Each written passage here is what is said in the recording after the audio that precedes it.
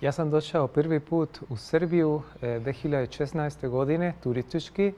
Dopalo se mi je toliko Srbija da poslije 3 godine odlučio sam da se preselim ovdje u Srbiju.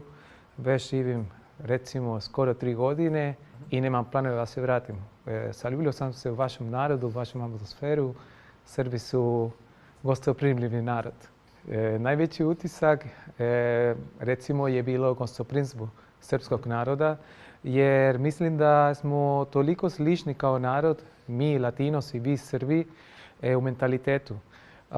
Imamo dosta sličnosti, ali na primjer što se tiče hrana, pravo na hranu, malo je bilo komplikovano, jer Čilijanci pogotovo jedu puno morske proizvode koje ovdje nemaju. Vi jedete puno meso, tako da trebao sam da se naviklem recimo godinu dana. Sad mi je dobro. A devojke? Devojke lijepe su, atraktivne su. Znam sa nas, vaše devojke su egzotične, ali ja znam da sa vas, naše Latinose, su egzotične također, tako da uvijek mi tražimo što nemamo. Nevjerovatno kako jedan sport kao fudbal može da povezuje dva zemlja koje stvarno nema nikakve veze.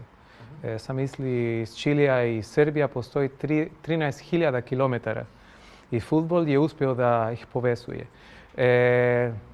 Najpoznatiji fudbalski tim, najveći fudbalski tim u Čiliju je Colo-Colo.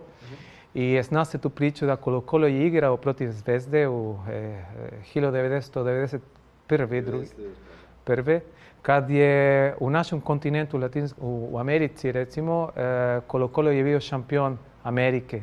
A iste godine Crvena zvezda je bila šampion Evrope.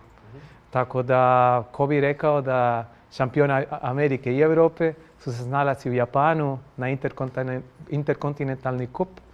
I super, ostali smo vraća. Šta ja prvo sam naučio neke reči, recimo sudbina.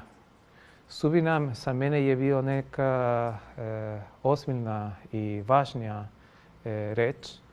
Jer ja sam poslije moje prve avanturističko putovanje u Srbiju, ovdje na Balkan, nešto sam osjetio da me povezuje sa ovom regionom. Tako da sudbina me dovede ovdje i vjerovatno neće lako da me pusti da se vratim u svoju domovinu.